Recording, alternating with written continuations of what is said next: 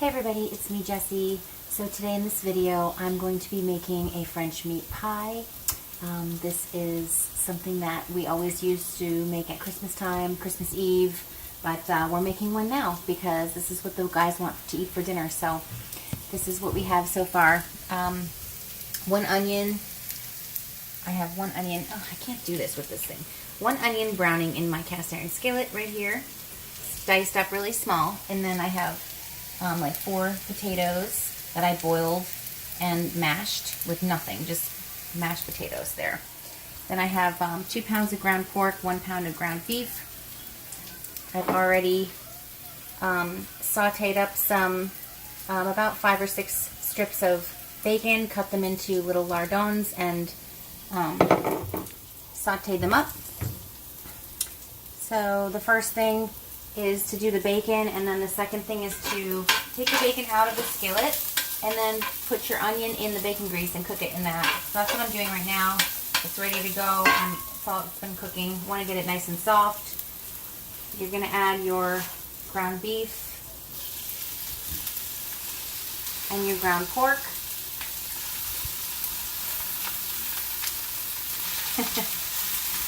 Now you need a big skillet for this because it's a lot of meat.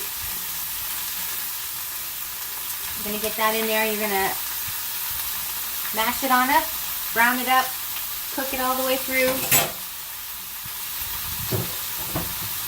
I'm going to just wash my hands really quick because I just touched all that meat.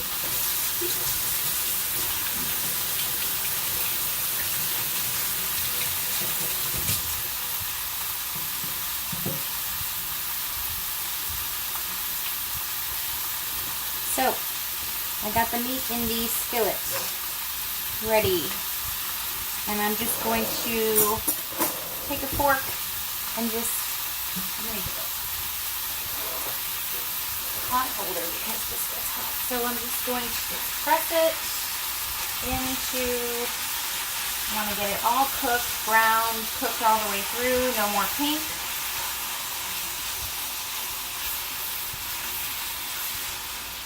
And this might not even be a video. I'm just doing this for the sake of doing it, but I've already got some of it cooked, so I don't want to, it's not really like a educational cooking video. It's kind of just a, this is what I'm doing, so. So you're going to mix all that in with the onions. Bad lighting, I'm sorry. If I turn my, let me see if I turn this off. Is that better? I don't know. But maybe this one. There. Is that better? I don't know. we do as we go here. Turn that up. So while that browns, I'll show you all the rest of my ingredients and what I'm going to put in my meat pie. This is a process. It's a lot, it you know, uses a lot of pots and pans when you're cooking it, and the end result is one pie, which is awesome, but it makes a lot of dishes when you're cooking it. Okay, so I'm just going to let this sit for a few minutes. So, while that's browning, I will tell you what I did. So, literally, I cut the bacon up first into little small pieces, like a little dice or lardon, whatever you want to call it. I also got my 4 potatoes peeled and diced, boiled them, and then, you know, once they were soft, I drained them and then mashed them up, just with nothing, just with a masher. So once your bacon is brown, or, you know, how you like it, you take it out of the skillet. You leave your bacon grease in, and you throw 1 diced onion in and cook your onion in your bacon grease. Then you take your meat and you add that to there. So you're not going to drain it yet. You're going to drain it after you cook your meat and your onion together. So right now that's what I have done. I've also made my pie crust dough. So my pie crust dough is right here. I've made, isn't that cute? I did a recipe for two crust pie. So it's my grandmother's recipe. So I don't know if I want to tell you it or not, but I guess I will. It's 2 1/4 cups of all-purpose flour, 1 teaspoon of salt, and you mix the salt in with the flour, and then you take 1 1/4.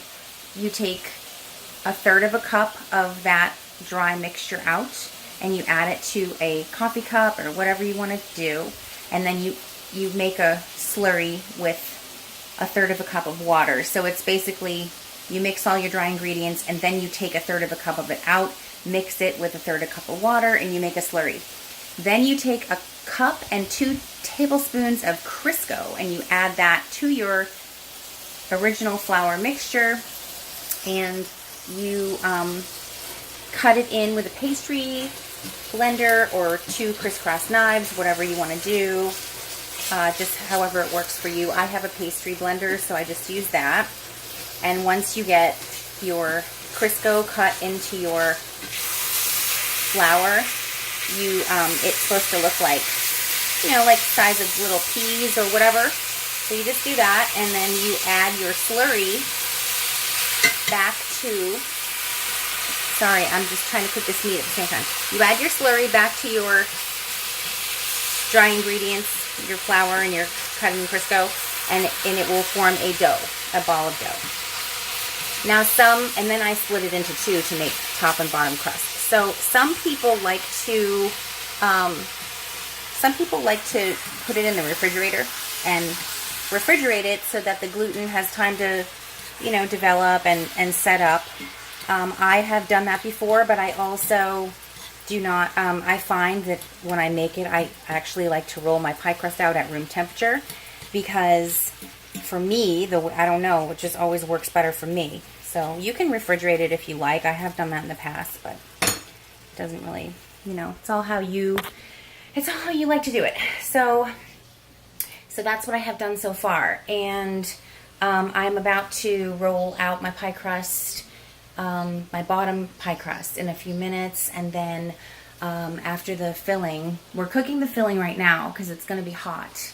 And I want it to cool slightly before I fill my pie, so, it doesn't make my pie crust all soft. Anyway, that's kind of where I am right now. I'm just cooking the filling. So what I'm going to add to this filling also, I'm going to add it calls for like 2 teaspoons of allspice, but I usually end up just doing 1. Just for our taste, the way we like to eat it is just 1 teaspoon of allspice. I'm going to do a few shakes of hot sauce, as much as you like. It's all to your taste. A few shakes, 2 to 3 shakes, 4 shakes, whatever, of Worcestershire sauce. And some freshly ground black pepper.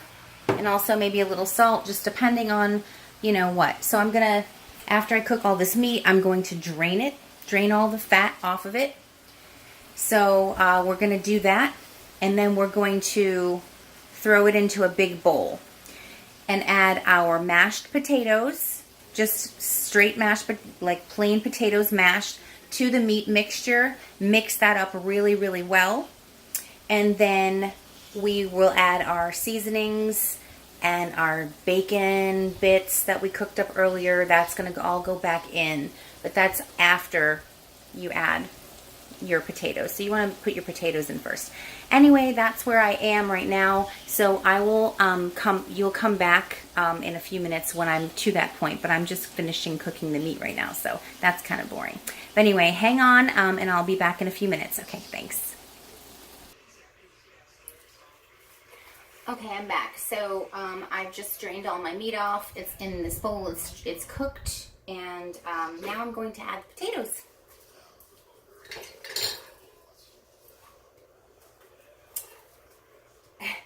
Like I said, you need a pretty big bowl because it's a lot of filling. Oop. Anyway. So then you just mix this in with the meat. I'm just going to make it a little bit softer. Try not to get it everywhere. But yeah, this is something that I said we always used to do. We do this at Christmas time, usually. Christmas Eve is our meat pie night. Something that, I mean, I grew up, I'm French Canadian. So we used to my grandmother would always make this at the holidays. Something that's really, really delicious. And I started doing it a few years ago. I always liked it my whole life, but I think Mike's mom used to make a version of it as well. A little bit differently than the way I do it, or my grandmother does it, or did it. But his dad always loved her meat pie. So it was something that I think with Mike's kids and stuff, they had never had mine. And I think I made it one time and they just really liked it. And ever since then, you know, we have it. We have it from time to time. It doesn't have to be a holiday. So anyway, this is the mixture. It's got all the potato mixed in. It kind of looks, it's different in color, but it's more shapeable, or whatever you want to call it. So there's that. I'm going to go ahead and add some pepper to it. This is all to your taste. You can add however much you like. All to your taste. I'm going to taste the filling anyway after I make this, just to see. It's a little bit of pepper, a little bit of salt. I mean, I'm putting like a teaspoon in, I'm assuming. Some hot sauce. Just however much you want. Like I said, the recipe calls for 2 teaspoons of allspice, but I only have like 1 left, so that's gonna have to be enough for today. Some Worcestershire sauce, just a few squirts, and then I'm gonna throw the bacon. This is my bacon in from before. That's gonna go in. And that's all going to get mixed up together, and we'll see, and then we're going to taste it and see what it tastes like. I don't have any more allspice, so it's going to have to be enough, but you cannot, we don't like a lot of allspice in ours. We don't like we don't want it to taste too allspice like Christmas. Like it just has that, you know, that allspice is that, all those warm spices is, you know, it's good to put a little bit in, but we don't love a lot in it. So we're going to mix it up, adjust the seasonings if we need more hot sauce or more Worcestershire, anything like that. So, like I said, it's really hard to mix in a big bowl like this, but you just have to kind of do it slow. And the filling holds up pretty well together, so we'll see. Okay, so I'm gonna taste it.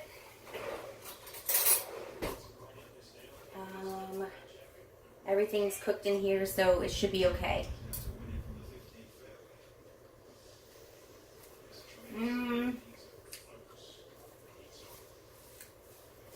It tastes pretty good. I actually don't think it needs anything.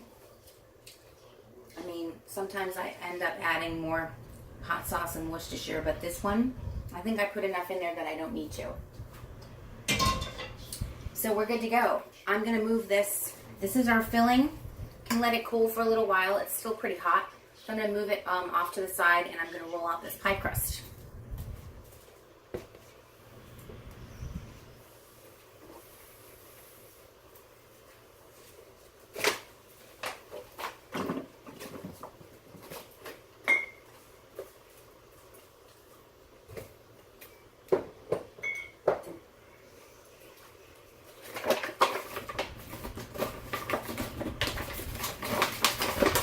Put a little bit of flour down on my table. This table is awesome, by the way. I got this when I was working at the pawnbroker. I wanted, our kitchen is tiny as you can see, but I wanted something in here that I could use as a workspace because I don't have a lot of space in the kitchen, counter space. So I ended up getting this all stainless steel restaurant table. It has a bottom shelf, so I keep some of my, like my KitchenAid mixer and some other things underneath there, down there. But like this top surface area is really wide. It's probably about like 2.5 feet wide by a couple feet long or whatever. So it works out really good to roll out pie crust or to do anything. This is a really good surface area, good workspace for me in my kitchen, so it's awesome. Anyway, this is my bottom crust. And I'm just making a circle, like a disc. I have my other half here. You can see it's already in a circle, but what I'm gonna do is flatten it out and use my hands and kind of just press it into a flatter circle shape first, because if I did put quite a bit of flour on here because for some reason the pie crust likes to stick to this stainless. This is not a pie crust table. Anyway, so I'm going to just start rolling it out. I'm going to just go gentle from the sides, just keeping my circular pattern. And I might actually just lift it up. Again, put some more flour down so it doesn't stick. And just be really gentle with it because you don't want to tear it. But like I said, this is room temperature pie crust. It's not, and it rolls out really nice for me. See?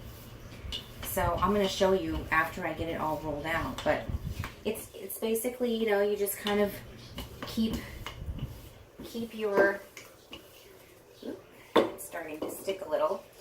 So you can like fold it in half.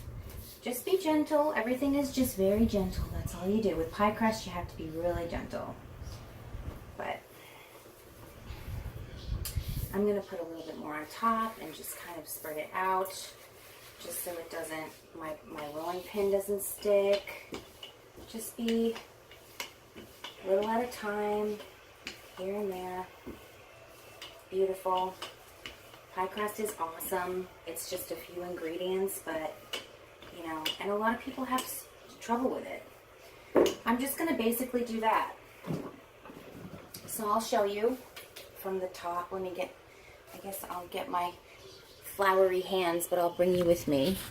So this is what my bottom pie crust looks like. It's not a perfect circle, but it doesn't matter because, you know, we're going to put it into, sorry about my big hands.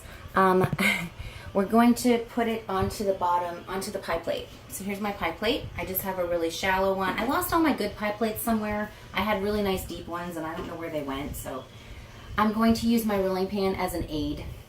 Start at one side and I'm just gonna lift the corner. I'm gonna put it over the rolling pin and I'm going to use my rolling pin very gently and just roll the pie crust onto the rolling pin like this. So then you're going to see, I'm going to take this and I'll put this over here so you can see it. I'm going to take the edge and just go a little over the edge and just kind of gently drape it out. Drape it, like let it fall back out. Like I said, it's not perfect. You can kind of adjust it and move it a little bit. I have a lot of excess, so I'm going to end up cutting a lot off, but that's okay. So you're just going to use your hands gently and push it into your pie plate. Like this, just like that. Okay. Like I said, one side has a bunch, the other side doesn't. That's okay. As long as you have enough to like roll and make your edge with, that's all you really need. Okay.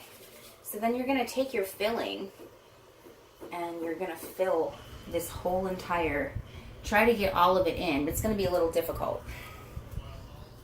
But we'll see. I'm going to get a spoon for this, a big spoon. A big spoon. It's a little easier to fill. So I'm going to take this filling and I'm going to put it into my crust. Kind of press it down. It's a lot of filling. You're going to see it's like it's going to be humongous. Like it's going to be like a 3-inch pie. But that's what you want, or that's how Mike's kids like it. So we're gonna try to put all of it in, and I am gonna use my hands. I did wash my hands really well before I started doing this, so I do have clean hands. I've been making the pie crust with it and everything, Sorry if it's grossing anybody out, but the filling is still pretty warm. I'm going to bake this in the oven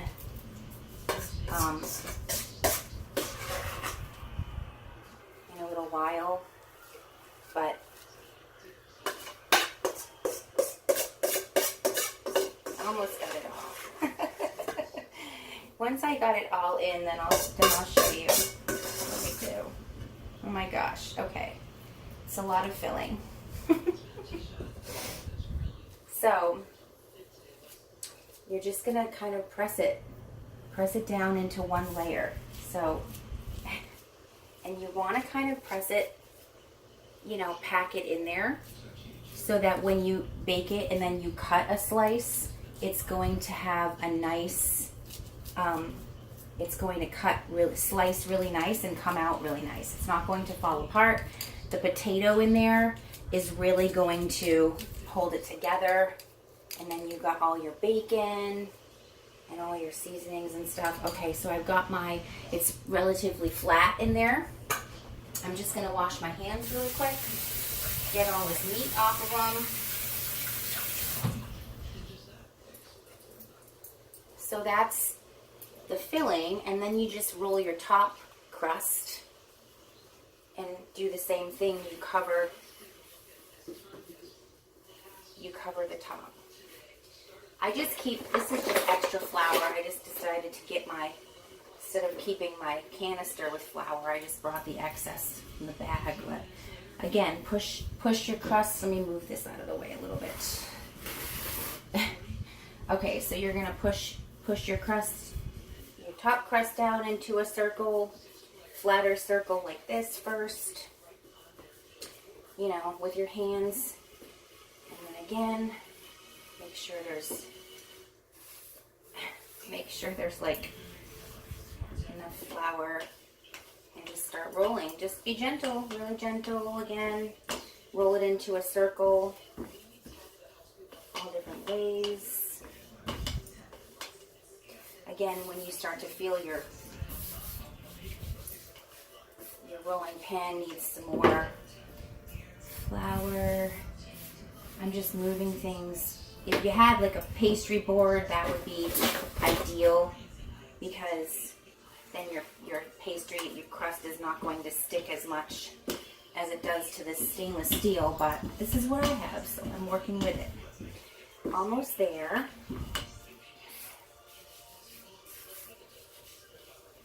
This, I would say we're pretty much there. Okay, again, let me move this over here. I'm going to cut most of the excess off, so don't worry about it. Roll it again, roll it onto your rolling pin like this, and then make your, there we go. Oh, it's stuck to that a little bit, that's okay. All right, so now that we've got the crust on there, I'm gonna take a knife,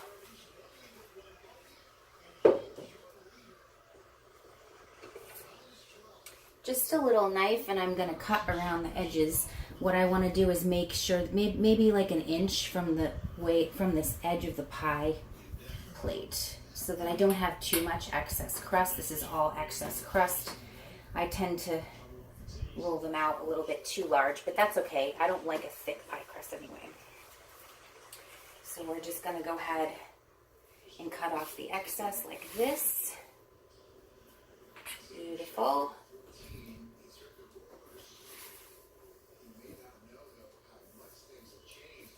Almost there. Good.